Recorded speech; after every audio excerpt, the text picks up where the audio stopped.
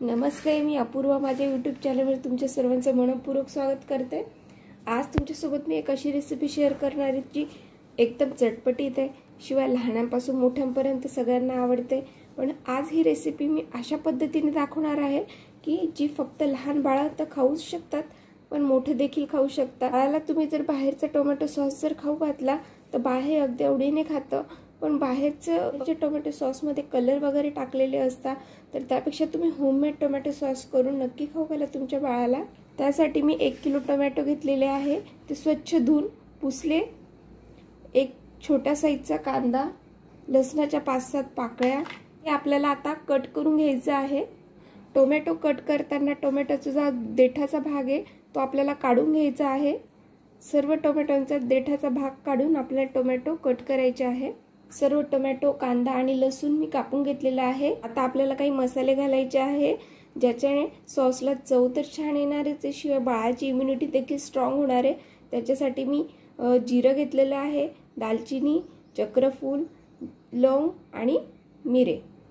लवंग मी 5-6 घेतलेले आहे आणि मिरे इथे मी 7-8 घेतलेले आहे। तुमच्या हिशोबाने तुम्ही घेऊ शकतात, पण माझं बाळ जरा लहान आहे, 2-2.5 वर्षाचंच आहे, त्याच्यामुळे मी इथे मसाल्यांचं प्रमाण कमी घेतलेलं आहे। आता हे सगळे मसाले आपल्या एका पोटलीमध्ये बांधायचे आहे। या प्रकारे पोटली बांधून घेतलेली आहे। ही पोटली बांधताना तुम्ही एका सुती कापडामध्ये सगळे पदार्थ व्यवस्थित बांधायचे आहे। फक्त बांधताना अशी बांधायची आहे की ती सुटायला नको, आपल्याला फक्त स्वाद यायला पाहिजे मसाल्यांचा। गॅसवर मी आता पॅन ठेवलेला आहे आणि अगदी 2 चमचे एवढं पाणी घालते आहे। यात मी जास्त पाण्याचा वापर करत नाहीये मी। आता आपल्या पाण्याला उकळी आलेली आहे, यात मी आता लसूण, कांदे आणि 2 काश्मीरी लाल मिरची घेतलेले आहे ह्या घालते। देठ काढून घ्यायचं आहे आपल्याला।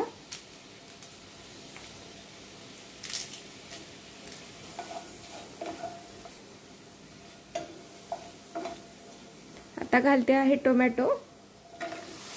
आपल्याला 2 चमचे पाण्यामध्ये पूर्ण टोमॅटो हे शिजवायचे आहे। टोमॅटो हे त्यांचं पाणी आपोआप सोडतील।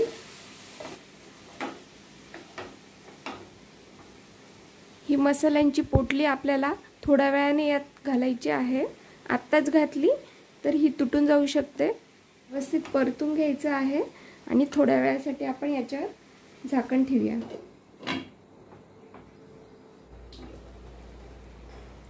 बघू शकता आपण 2 चमचेच पाणी घातलेलं आहे, तरी टोमॅटोला किती पाणी सुटलेलं आहे।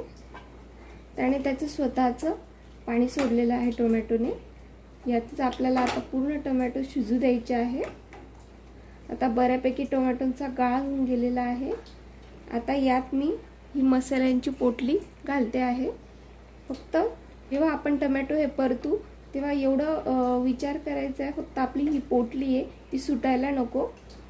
पुन्हा झाकण झाकून थोड्या वेळ आपण वाफू देऊया, म्हणजे आपल्या मसाल्यांचा मस्त स्वाद हा टोमॅटोंना, कांद्याला येईल।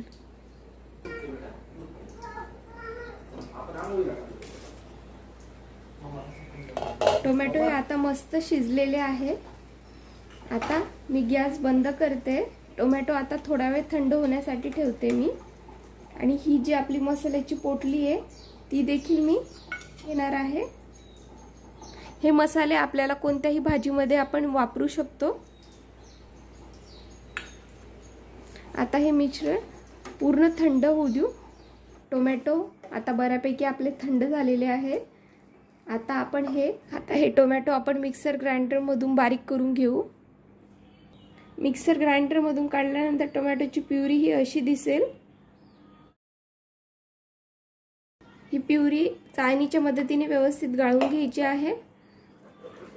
बघू शकता किती सुंदर कलर आलेला आहे आपल्या टोमॅटोच्या प्युरीला।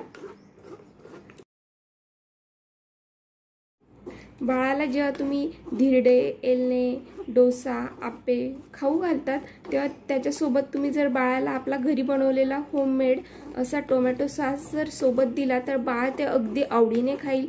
शिवाय टोमॅटो सॉसमध्ये लोह हे भरपूर प्रमाणामध्ये असतं आणि त्याच्यामुळे बाळाच्या शरीरातील जे रक्त असतं त्याच्यात हेमोग्लोबिनचं प्रमाण हे वाढण्यास मदत होते.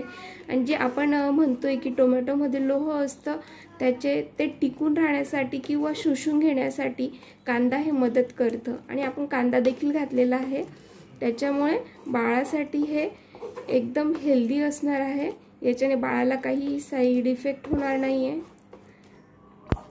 आपण हे सगळं चाळल्यानंतर हे मिश्रण असं दिसणार आहे. बघू शकता तुम्ही किती छान दिसतंय आणि कलर देखील सुंदर आलेला आहे. गॅसचा फ्लेम मी मीडियम ठेवलेला आहे. बघा तुम्ही किती सुंदर झालंय आपलं टोमॅटोची प्युरी. आता यात मी घालते आहे अर्धा चमचा मीठ, काळं मीठ. काळं मीठ माझ्याकडे फोडलेलं नाहीये, त्याच्यामुळे मी काळ्या मिठाचा खडा घालते आहे. अर्धी वाटी साखर.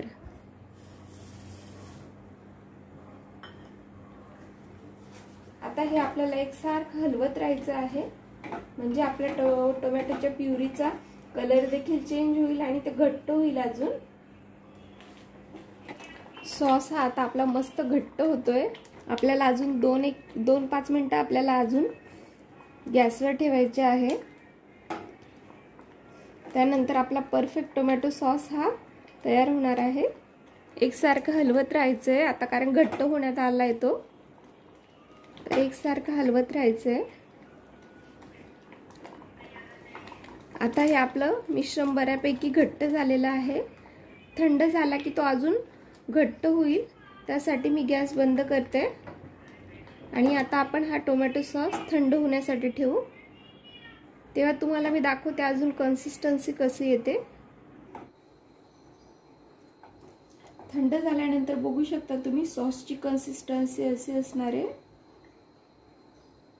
तुम्हाला जर असं कळत नसेल तर तुम्ही एखाद्या डिशवर देखील घेऊन चेक करू शकता कन्सिस्टन्सी.